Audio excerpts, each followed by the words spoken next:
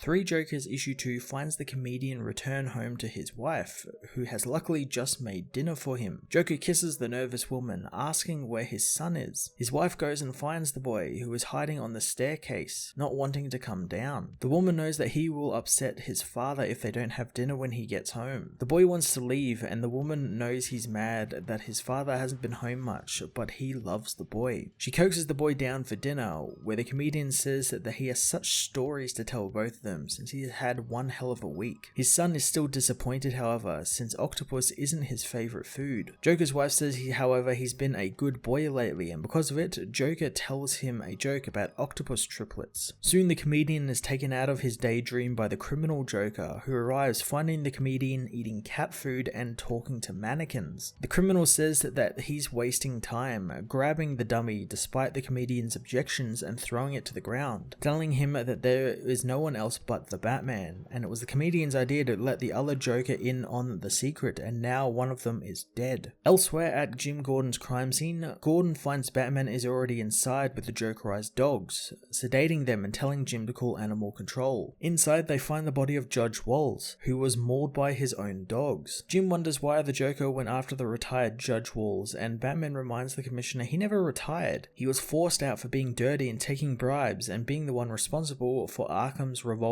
door of inmates. Jim doesn't think anything has changed with the Joker, but Batgirl arrives, thinking differently and asking to talk to Batman privately. Batman asks where Red Hood is, and Jim thinks that he's after the vigilante as well as the Joker, but Batman reminds him that the Red Hood isn't a criminal. However, Batgirl says he is. Speeding off, Batgirl says that Jason killed the Joker, or at least one of them. Batgirl knows that now on top of two Jokers, they have Red Hood to deal with since he murdered the Joker, but Batman knows that they can't do anything about it. Barbara demands to know what Bruce means, and Bruce knows that if he was arrested, Jason would be forced to unmask, and as the only eyewitness, so would Barbara. Bruce says he'll talk with the boy, confusing Barbara since Bruce is being so calm about this, and he should be furious like she is. Barbara says that just setting aside the fact that he killed the Joker, it was still a human being that Jason shot, but Bruce says that he needs to understand Jason's suffering because Joker hurt him and he healed wrong and got more violent, whereas Barbara got stronger. Barbara tells Bruce that he could have helped Jason, but Bruce says that he thought the boy was dead and he never will forgive himself for leaving him in that grave. Barbara is interested to know why Bruce waited until now to talk to them, and Bruce just says that he was hoping Jason was more like her, rolling up his Batmobile window and taking off. Elsewhere, Jason beats a group of Joker's clown thugs, who say Red Hood hasn't even told them what he wants yet. Jason asks where the Joker's men put all of the chemicals they stole from Ace Chemicals, but the men won't say. Luckily, Jason's visor picks up on traces of pool cleaner on the man, so he knows where to go, hurting the man so he cannot escape before the cops come and get him. Batman and Batgirl meanwhile continue to track Jason, but Bruce says that he tried to trace the boy but he couldn't find him, so they're diverting to Blackgate, where Bruce says that when he examined Judge Wall's body, he found the man was beaten to death with his humanitarian award before the dogs got to him, and he never told Gordon about the fingerprints he found on the award,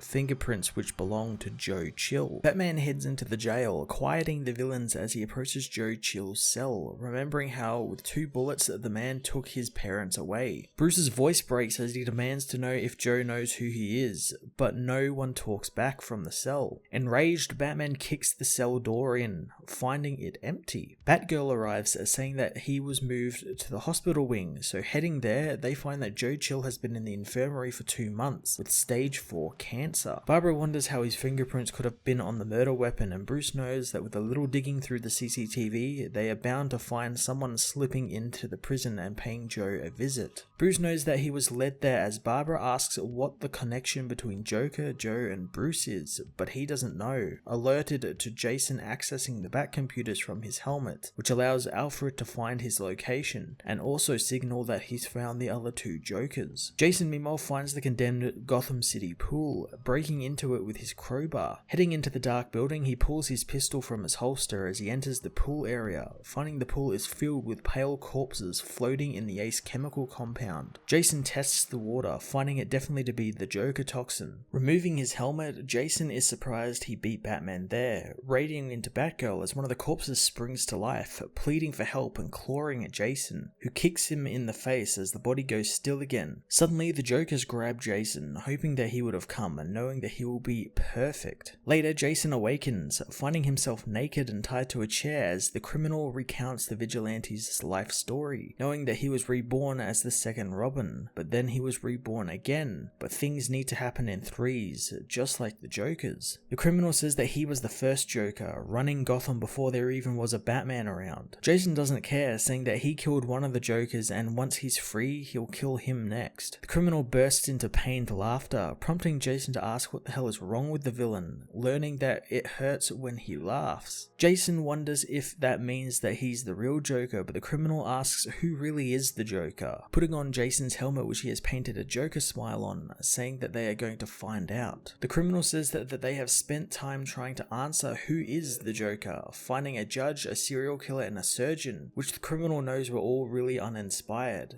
But then there was Jason. He asks why Jason puts on a helmet and calls himself the Red Hood after what the Jokers did to him. Jason asks if they are all going to ask him that, telling the villain that it was a joke, which angers the Joker slightly, who says that they left him with brain damage and permanent nerve pain and trauma, so Jason is more like the Joker than he would care to admit. The criminal knows that Jason blames Batman and he hates him for it, just like they do. The criminal tells him that Batman needs a better Joker and Jason isn't bright enough to be that. He asks the man if it hurts when he laughs as the comedian smashes Jason over and over with the crowbar. The criminal had hoped Jason could have been the new Joker, since it would have made a lot of sense being that he was Red Hood, but that's not what's in the cards. The comedian laughs, knowing this time is more fun than the first time, smashing Jason over and over and hoping the man proves them wrong and he rises back up as the Joker. Later, Batman and Batgirl arrive at the pool hall with Batgirl kicking in the door. Batman tells Barbara they could have arrived quietly, but she knows if Jason's there, he didn't arrive quietly. Soon they hear some laughing, and following it, they are suddenly ambushed by the Joker-fied people from the pool, who jump on the heroes, asking for help. Batman knows that the Jokers have Jason as they fight through the Horde, but the Horde take Batman's belt. While taking the belt, the Batmobile's call button is accidentally activated, so grabbing Batgirl, the heroes dive out of the way just as the Batmobile smashes through the wall. In the aftermath, Batman knows that they can still save some people and save Jason. They hear more laughter as the heroes come across a man they think to be the Joker-fied Jason, but Batman knows that he's not the right person as they enter the pool. Barbara asks why the Jokers are doing this, but Barbara doesn't know as they find a bloody door and crowbar with Jason on the other side of it. Batman goes to help the tied up man, but Jason panics, demanding the hero not touch him as he crawls away, muttering about how one becomes Red Hood and then the Joker. Bruce asks if he's alright, but Jason throws his bloody broken helmet at Bruce, asking him what he thinks, since the man did this to him and he put him on this path. Jason says that he hates Bruce for leaving him in the dirt like he did, and Barbara tries to calm him, but Jason thinks that she's going to lock him up. Barbara hugs her friend, saying right now all she wants to do is get him someplace safe. Later on at her apartment, Barbara puts Jason to bed, learning from Batman that he's going back out to hunt down leads. Barbara wants to know what happens to Jason now, since he could have died tonight and he killed someone, so he needs Bruce there with him. Bruce says that Jason is safe now and they need to make sure Gotham is as well. Later, Jason awakens, wondering where he is, and soon spotting the wheelchair and physical therapy books, he knows he's at Barbara's place. Batgirl soon comes in, finding Jason took a shower. Jason hopes that's okay and that he went through her things of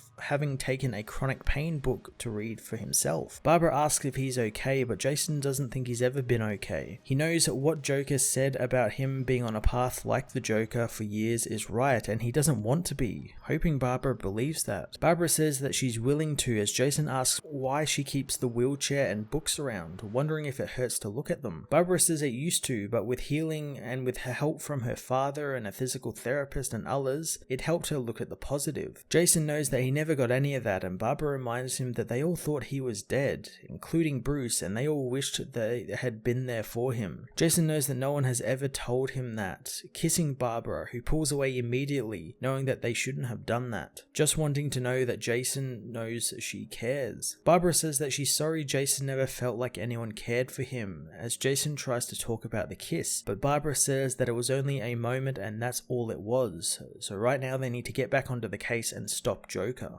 At the Batcave, Batman goes over his Joker files, identifying the 3 Jokers as the criminal, the comedian, and the clown. Elsewhere, Joe Chill is broken out of Blackgate by the Jokers, who put on the killer's signature cap as the comedian pulls out a camera, hitting record on it. Joe doesn't know what he's meant to be doing, learning from the comedian that it is finally time for him to confess and explain why did he really kill Thomas and Martha Wayne. 3 Jokers issue 2 continue the wonderful mystery that Geoff Johns and Jason Todd are building here, as what I think a lot of people thought would happen didn't actually happen, that being that Jason would be turned into a Joker. I really do like that Johns treaded into that water a little bit, even getting a little bit meta and about how that would actually make some sense for Jason to be one, but as the criminal Joker says, Jason isn't really too cut out for that. I do like, however, how it messed with his mind quite a bit, and I'm looking forward to seeing just how far he's pushed in the next issue. Getting Joe Chill heavily involved is really cool, and I loved the panel of Bruce visiting him in Blackgate and his voice kind of breaking and being kind of meek before he collects himself and kind of puts on that really deep voice. I like that they paneled it as well with like him remembering Joe murdering his family. I thought that was quite good. It was a really nice touch on both Geoff Johns and Jason Todd's part. Barbara kind of calling Bruce out on why he's waited all this time to bother talking with Jason was really great, and yeah, why has he? Maybe he knows something he's not letting on or doesn't want the others to know, since again Barbara pointed out he seems to be pretty chill with Jason killing the Joker, and maybe that could be just part of Batman, you know, finally actually getting one over on the Joker a little bit, and that's like a part of him he doesn't want these other heroes to see, that he's kind of happy with that happening. Very intrigued to see what will be going on in the next issue, especially since there's a lot that needs to actually still be revealed regarding the Jokers as well as Joe Chill's involvement, which was left on one hell of a cliffhanger here at the end. I'm going to give this issue a 9.5 out of 10.